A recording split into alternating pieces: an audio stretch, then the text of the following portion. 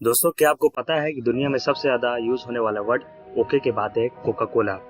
South Korea और Cuba, इन दोनों countries को छोड़ के दुनिया में शायद ही ऐसी कोई जगह हो जहां कोका कोला नहीं बिकता। Coke is nothing but sugar water.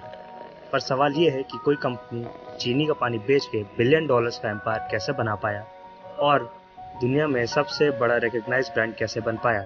कुछ का इस पे कहना है कि कोका कोला में कोकेन होता है, कुछ का कहना है कि कोका कोला के पास एक ऐसा सीक्रेट फॉर्मूला है जो आज तक कोई और कंपनी पता नहीं लगा पाई। पर सच्चाई कुछ और है, और एक बात तो साफ है कि कोई कंपनी चीनी का पानी बेच के बिलियन डॉलर्स का बिजनेस नहीं बना सकती। तो चलिए आज की वीडियो शुरू करते हैं। ये कहानी शुरू हुई 1880s में, जब बहुत सारे डॉक्टर्स अपना अपना मेडिकल पोशन बना के बेच रहे थे। ये मेडिकल पोशन कुछ और नहीं बल्कि डेंजरस सब्सटेंस होते थे जिसको मेडिकल ड्रिंक के नाम पे बना के बेचा जा रहा था। तभी उस टाइम की सबसे पॉपुलर मेडिकल ड्रिंक थी वाइन बिरयानी। तभी एक इंसान हुआ करते थे जिनका नाम था जॉन पेम्बरटन, जो वॉर में इंजर्ड हो गए थे और वो अपने पेन को रिलीफ देने के लिए मॉर्फिन का इस्तेमाल करते थे। एक दिन अचानक उनकी मुलाकात हुई वाइन बिरयानी से और वो इसका इस्तेमाल इतना ज़्यादा करने लगे कि वो इसके एडिक्ट हो गए। क्योंकि वो एक केमिस्ट थे तो उन्होंने वाइन बिरयानी को टक्कर देने के लिए अपनी खुद की मेडिकल ड्रिंक बनाने का सोचा और उन्होंने इसका नाम रखा फ्रेंच वाइन कोका, जो कि दो सब्सटेंस से बना था। एक कोका जिसमें कोकेन होता है, दूसरा कोला नट जिसमें कैफीन होता है।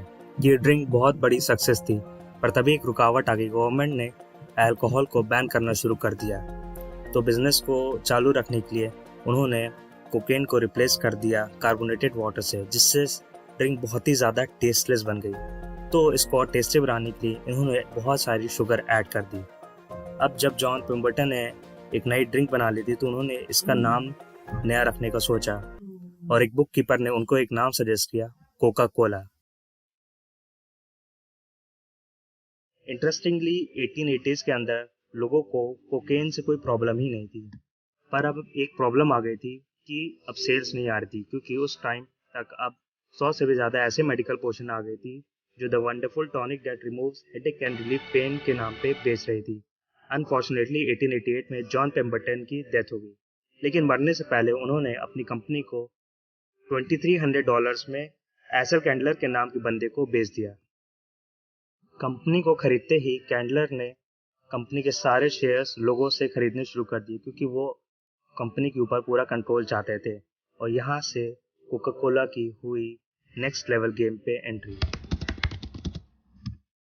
कैंडलर ने इसे मेडिसिन ड्रिंक के बजाय इसे टेस्टेड ड्रिंक और रिलैक्सिंग ड्रिंक के नाम पे बेचना शुरू कर दिया, और ये बहुत ही बड़ा सक्सेस का कारण बना। और जो भी पैसा आता है वो एडवर्टीजमेंट में लगा देते हैं। उस वक्त हर जगह कोक के बैनर्स ही थे। इनिशियल डेज में वो कोक को फाउंटेन्स के अंदर बेचा करते थे, क्योंकि इसमें बेचना बहुत ज़्यादा सस्ती पड़ती थी। सिर्फ सिरप डालो, उसमें कार्बोनेटेड वाटर मिलाओ और शुगर डालो और उसे बेचते जाओ। तभी कैंडलर के पास दो लॉयर्स आए, बेंजामिन और जोसेफ आते हैं। वो कुछ ऐसा करने वाले थे जिससे कंपनी की पूरी तकदीर बदलने वाली थी, और वो थी बॉटल इट। कैंडलर इस आइडिया में कुछ ज़्यादा खास इंटरेस्टेड नहीं थे, तो फिर ये दोनों लॉयर ने कैंडलर से ये बॉटलिंग राइट को $1 में खरीद ली। बट यू नो व्हाट, इस कॉन्ट्रैक्ट में कोई भी टाइम लिमिट नहीं थी, और प्राइस चेंज होने पर क्या किया जाए उसके लिए कोई क्लॉजेस भी नहीं था। हम में से बहुत कम लोग जानते हैं कि कोक की सक्सेस में एक इस बड़े इवेंट का हाथ था। वो इवेंट है वर्ल्ड वॉर 2। वर्ल्ड वॉर 2 के दौरान शुगर पे राशनिंग लग गई थी, जिसका मतलब है कि सबको शुगर बहुत कम क्वांटिटीज में मिलेगी। तो कोक को इसमें एक लूप होल नजर आया। उन्होंने कोका कोला को गवर्नमेंट से एज अ वॉर प्रोडक्ट के लिए रिक्वेस्ट की, और हैरानी की बात है गवर्नमेंट ने इसे वॉर प्रोडक्ट के तौर पे अप्रूव भी कर दिया। इसके बाद कोक ने अनाउंस कर दिया कि सारे वॉर फाइटर्स को 5 सेंट में कोक मिलेगी। ये सुनने के बाद ही कोक के पास वॉर फाइटर्स की लाइन लगने लगी, और उन्होंने इसका यूज करके कोक को as a sign of patriotism वाली इमेज बना ली। कोक को यूएस गवर्नमेंट ने इंटरनेशनल एक्सपेंशन के लिए भी फंड देना शुरू कर दिया। इनफैक्ट यूएस के बाहर 64 प्लस प्लांट को यूएस गवर्नमेंट ने ही स्पॉन्सर किया। पर सवाल यही आता है कि कोका कोला दुनिया का सबसे रिकॉग्नाइज्ड ब्रांड कैसे बना। आप में से बहुत ने ये कहानी सुनी होगी कि कोक को बनाने का एक सीक्रेट फार्मूला है जो वो एक सीक्रेट वॉल्ट में रखते हैं। पर क्या आपको पता है कोक का फार्मूला विकिपीडिया पे भी अवेलेबल है। तो अगर आप कोका कोला बना भी लेते तो उसको टक्कर नहीं दे पाएंगे। ऐसा है क्यों? इसका जवाब एक चीज में छुपा हुआ है, वो है marketing. Coke believe if you want to make someone your customer for life, make sure that they consume Coke at very early stage. सवाल ये है कि कोक ये सब ऐसे कैसे कर लेती है। कोक ने दुनिया भर में 10,000 से ज़्यादा अंडर फंडेड स्कूल्स को फंडिंग दी है, पर ये किसी चैरिटी पर्पज से उन्होंने नहीं की। इसके बदले में उन्होंने स्कूल से एक एग्रीमेंट साइन किया, जिसमें उन्होंने बोला कि वो फंडिंग के बदले स्कूल्स के वेंडिंग मशीन में सिर्फ बच्चों को कोका कोला लेने का ही ऑर्डर देगी, जिससे कि स्कूल में जितने भी बच्चे हैं उसको कोक की आदत बचपन से ही लग जाएगी। कोक अपने एड्स में सेंटा क्लॉज का यूज करता था, बच्चों को देने के लिए कलेक्टिबल्स आइटम यूज करता था और बच्चों को फ्री में कोक देता था। पर सवाल ये है कि ये सारी चीजें करी क्यों जा रही थी। तो देखो, ये चीज साइंटिफिकली प्रूव है कि अगर एक बंदा अपनी पूरी लाइफ में कितनी शुगर कंज्यूम करता है, ये इस बात पे डिपेंड करता है कि उसने अपने बचपन में कितना शुगर लिया है, कि उसको कितना शुगर का एक्सपोजर है। अगर बचपन में उसने ज़्यादा शुगर कंज्यूम किया है तो बड़े होने पर भी वो ज़्यादा ही शुगर कंज्यूम करेगा। कोक ने भी इसी फैक्ट का फ़ायदा उठाया।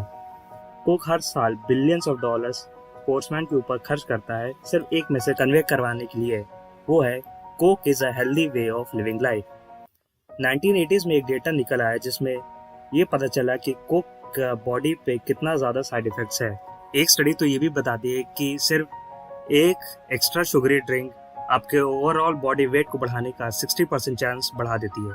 जब ये सब सामने आया तो कोक ने भी ऑर्गेनाइजेशंस को स्टडी करने के लिए बोला और ऑब्वियसली इस पैसे का खर्च भी उन्होंने खुद उठाया, जिसका रिजल्ट आया कि ऐसा कोई साइड इफेक्ट नहीं हो रहा है। 1989 में बेल्जियम में बहुत सारे बच्चे कोक पीने के बाद बीमार पड़ गए थे। बेल्जियम में कोक को बैन कर दिया गया, पर इससे कोका कोला को कोई फर्क नहीं पड़ा। इनफैक्ट इंडिया में भी कोक के ऊपर बहुत सारे ग्राउंड वाटर कंटामिनेशन चार्जेस है। कोक ने कहा भी कि हमने इसे फिक्स कर दिया है, लेकिन कुछ टाइम के बाद कोक के जो प्लांट थे उसमें बहुत सारे टॉक्सिक वेस्ट मिला, और अगर इस टॉक्सिक वेस्ट को ठीक से डिस्पोज ऑफ नहीं किया जाए तो इससे लैंड बैरन हो सकती है, लोकल एनिमल्स बीमार पड़ सकते हैं और फार्मर्स को तो रोजगार ही छिन जाता है। Delhi centre of science and environment को तो कोक और पेप्सी के सैंपल्स में पेस्टिसाइड्स मिले, और अगर आप इसे कंज्यूम करते जाओ तो आप कैंसर का भी शिकार हो सकते हैं। पर अब सवाल ये आता है कि आपको ये ड्रिंक्स लेनी चाहिए या नहीं। ये तो आपकी मर्जी है, ये आपकी चॉइस है। तो इस केस स्टडी से हम कुछ लेसन सीख सकते हैं। पहला ये कि good marketing is an investment. Good brand sells you product but great brand sells you emotion. Coke ने सिर्फ इमोशन ही बेचा। तीसरा, learn to take stones thrown at you. Coke के ऊपर बहुत सारे केसेस आए उनको बदनाम करने के लिए, पर कोक स्टैंड आउट कर गया क्राउड से और वो बाकी ब्रांड्स को पीछे छोड़ के बहुत आगे चला गया। तो दोस्तों, अगर आपको इस वीडियो से कुछ सीखने मिला हो या कुछ आपको ये वीडियो इन्फॉर्मेटिव लगी हो या वीडियो की एडिटिंग पसंद आई हो तो प्लीज़ इस वीडियो को लाइक देना, और अगर चैनल पे नए आए हो तो सब्सक्राइब देना।